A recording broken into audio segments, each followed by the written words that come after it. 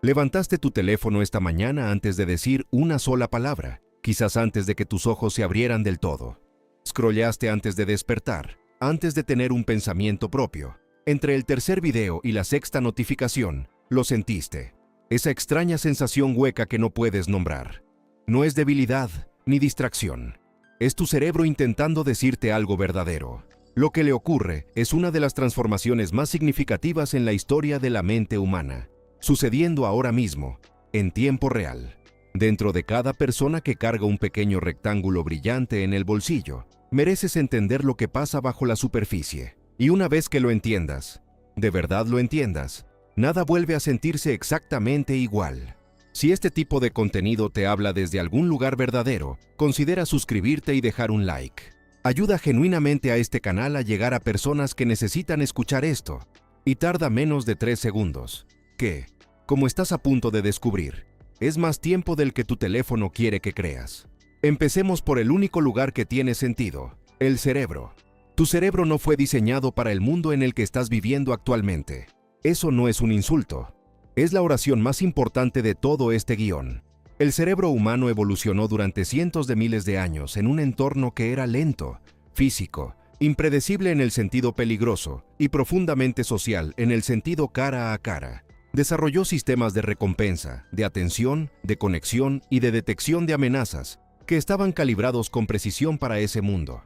Luego, en aproximadamente una década, el entorno cambió más rápido de lo que la evolución ha sido llamada a seguir jamás. Y el cerebro, leal y adaptable como es, comenzó a ajustarse. El problema es a qué se ajustó. Hay una sustancia química en tu cerebro llamada dopamina. Y durante la mayor parte de la historia humana, la gente entendió mal su función. Se le llamaba el químico del placer, la molécula de la recompensa, la cosa que te hace sentir bien. Pero eso no es del todo correcto. La dopamina no es el químico de recibir, es el químico de querer. No se dispara cuando obtienes lo que buscas, sino en la anticipación de obtenerlo. Ese momento de suspensión, ese único aliento entre alcanzar y llegar, es cuando la dopamina inunda tu sistema. Eso es lo que tu cerebro ha perseguido desde que existe. Durante miles de años, ese mecanismo te sirvió de forma hermosa. Te empujaba hacia la comida cuando tenías hambre, hacia el calor cuando tenías frío, hacia la conexión cuando te sentías solo. El querer te mantuvo vivo, y luego Silicon Valley lo encontró. Los ingenieros que construyeron las primeras plataformas sociales no estaban estudiando la alegría humana, estaban estudiando la neurología humana. Descubrieron algo que los investigadores ya sabían, pero nunca habían armado como arma a escala, que las recompensas variables son las recompensas más adictivas que existen. No las garantizadas, no las ausentes, las variables, las del tipo donde a veces tu bandeja de notificaciones está llena y a veces está vacía. Esa imprevisibilidad no es un accidente de diseño, es el diseño. Es el mismo principio que mantiene a las personas jalando la palanca de una tragamonedas durante horas, incapaces de detenerse no porque las recompensas sean buenas, sino porque el no saber es irresistible. Tu cerebro no puede apartar la mirada del resultado incierto. Nunca fue construido para eso. Y aquí es donde se pone interesante, porque el sistema no se detuvo ahí.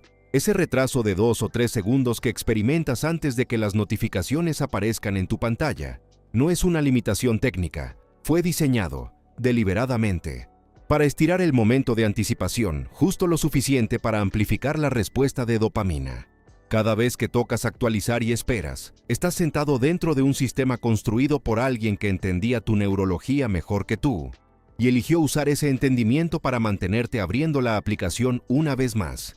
Uno de los arquitectos originales de Facebook dijo públicamente, en 2017, que la pregunta que se hacía constantemente durante el desarrollo de la plataforma era una sola: ¿cómo consumimos la mayor cantidad posible de tiempo y atención consciente de la persona al otro lado de la pantalla? Ese no era un objetivo secundario, era el central. Y la respuesta que encontraron fue los bucles de validación social. El ciclo interminable, renovable, nunca del todo satisfactorio de ser visto, de recibir likes, de querer más ser visto, de querer más likes. Un sistema que imita lo suficientemente de cerca la sensación de pertenencia como para activar tus necesidades sociales más profundas, pero que nunca las resuelve. Porque la resolución significaría que dejas de volver. Pero aquí está la parte que nadie te dice. El sistema de dopamina no opera en aislamiento.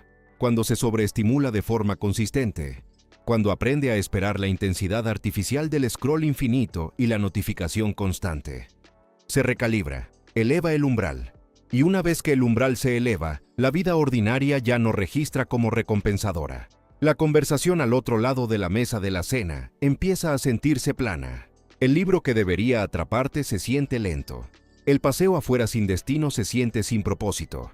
No porque esas cosas hayan perdido su valor, sino porque tu cerebro ha sido entrenado para requerir un nivel de estimulación que el mundo real nunca fue diseñado para proveer. No te has vuelto superficial, has sido recalibrado. Aquí es donde tantas conversaciones sobre teléfono se equivocan. Las enmarcan como un problema de disciplina, un problema de fuerza de voluntad, un fracaso de carácter en una generación que no quiere esforzarse lo suficiente. Y ese encuadre no es solo inexacto, es cruel, porque lo que está ocurriendo realmente es un cambio neurológico, que ocurrió sin el consentimiento de nadie, en cerebros en desarrollo que fueron obligados a cablearse, alrededor de un sistema diseñado por adultos, cuyo objetivo explícito era el compromiso a cualquier costo. Entre 2012 y hoy, las tasas de ansiedad y depresión entre adolescentes subieron, con una pendiente que no tenía precedentes en las décadas de investigación previas. El mismo patrón apareció en Estados Unidos, en el Reino Unido, en Canadá, en Australia, en países de todo el mundo, en los mismos años, siguiendo la misma curva. Y es que esa sincronía realmente importa mucho, porque cuando la misma cosa le ocurre a millones de personas, a través de culturas y circunstancias completamente diferentes, al mismo momento de la historia, deja de ser un problema personal, se convierte en uno estructural. Y 2012 es el año en que, por primera vez en la historia, más de la mitad de los adolescentes en países desarrollados tenían su propio smartphone. La conexión no es sutil. Lo que ocurrió dentro de esos cerebros mientras la adolescencia se trasladó de parques y pasillos, y la incertidumbre cara a una pantalla de 5 pulgadas, es algo que los investigadores aún trabajan por describir completamente. Pero varias cosas ya están claras.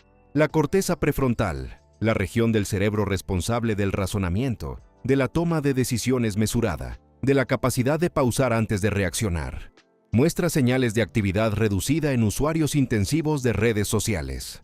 Mientras tanto, la amígdala, la antigua estructura en el centro de la detección de amenazas, y la reactividad emocional, muestra señales de hiperactividad. En lenguaje simple, el cerebro pensante se silencia y el cerebro reactivo se vuelve más ruidoso, más impulsivo, más sensible al dolor social, menos capaz de pensar con claridad antes de responder a algo que se siente como una amenaza. Y para un adolescente cuyo mundo social entero existe ahora en una plataforma donde el estatus es visible, cuantificado y permanentemente público, casi todo empieza a sentirse como una amenaza. Las chicas recibieron la versión más cruel de esto. Los algoritmos que determinaban qué contenido veían estaban calibrados a lo largo de años de aprendizaje automático para maximizar el compromiso. Y lo que maximizaba el compromiso entre adolescentes era la comparación.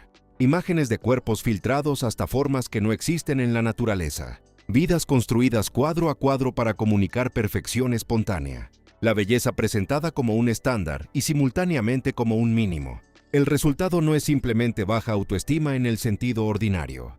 Los investigadores comenzaron a documentar algo más específico, una condición llamada dismorfia corporal, una distorsión clínica de cómo una persona percibe su propia forma física. Los casos considerados antes como raros empezaron a aparecer en chicas de tan solo 10 y 11 años. Niñas que aún aprendían multiplicación ya estaban catalogando sus imperfecciones según un estándar algorítmico que nunca fue humano para empezar. Los chicos entraron en una trampa diferente, pero igualmente difícil de ver desde adentro. Miles de horas pasadas en entornos digitales, ya sean juegos o feeds, donde la estructura de recompensa es clara, la retroalimentación es inmediata, el progreso es visible y se acumula de maneras predecibles. Luego salen de esos entornos y se encuentran con la vida real, ambigua, lenta, resistente al esfuerzo de maneras que no siempre resultan en avance, llena de relaciones que no se pueden subir de nivel y carreras que no vienen con barras de progreso. La desorientación es genuina, no pereza, desorientación, una incompatibilidad entre el mapa interno y el territorio real sobre la que nadie los advirtió. Pero aquí está la parte que nadie te dice, y aquí es donde el daño va más profundo. No estamos hablando solo de estado de ánimo, Estamos hablando de la arquitectura de la identidad misma. Durante la mayor parte de la historia humana, la identidad era algo que se formaba de adentro hacia afuera, a través de la experiencia privada, a través de la soledad y la reflexión, a través de la acumulación lenta de momentos que nadie más presenciaba, pero que te enseñaban algo verdadero sobre quién eras. Las grandes tradiciones filosóficas de cada cultura llegaron aproximadamente a la misma instrucción. Para conocerte a ti mismo, debes ir hacia adentro. Debes sentarte con las partes no presenciadas de tu propia experiencia y aprender a reconocerlas. El silencio no estaba vacío, era donde realmente vivías. Las plataformas sociales invirtieron ese proceso por completo. Hoy, para cientos de millones de personas, la identidad no se forma en silencio, se forma en público. Cada pensamiento que podría convertirse en un autoconcepto pasa primero por la pregunta: ¿cómo se verá esto? Cada sentimiento se filtra para su presentación antes de sentirse. Cada momento de incertidumbre genuina, que es donde vive el crecimiento real, se evita porque la incertidumbre no se desempeña bien. Y lo que la psicología ha nombrado para este estado es conciencia de audiencia permanente, la experiencia crónica y de bajo nivel de ser observado, evaluado y clasificado, la incapacidad de habitar completamente cualquier momento porque parte de ti siempre está parado ligeramente fuera de él, observando cómo aparece. Cuando pasas suficiente tiempo en ese estado, algo silencioso e importante comienza a erosionarse. La brújula interna, la que te dice lo que realmente valoras, lo que genuinamente se siente correcto para ti independientemente de cómo se vea, empieza a perder su señal. No de una vez, gradualmente, de la manera en que un camino desaparece cuando nadie lo camina durante una temporada. Y la persona que queda no es deshonesta ni superficial. Es simplemente alguien a quien nunca se le dieron las condiciones que la autenticidad requiere. Tiempo a solas con sus propios pensamientos, lejos del espejo de las reacciones ajenas, el tiempo suficiente para escuchar algo verdadero. También estamos perdiendo algo tan fundamental que su ausencia pasa en gran parte desapercibida.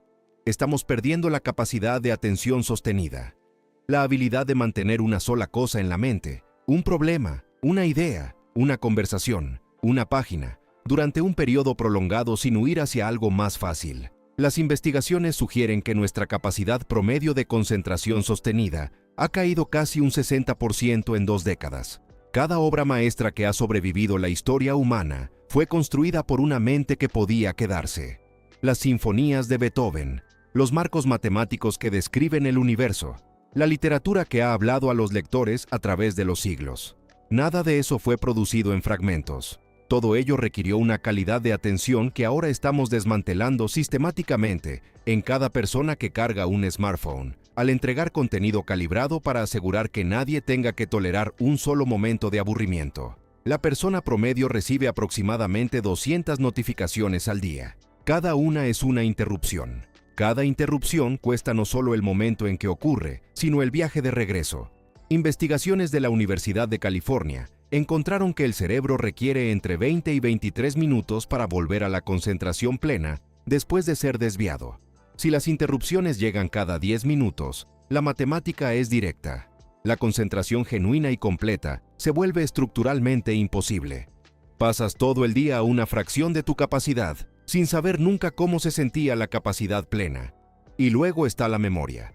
Estamos olvidando cómo recordar. Y eso importa más de lo que parece.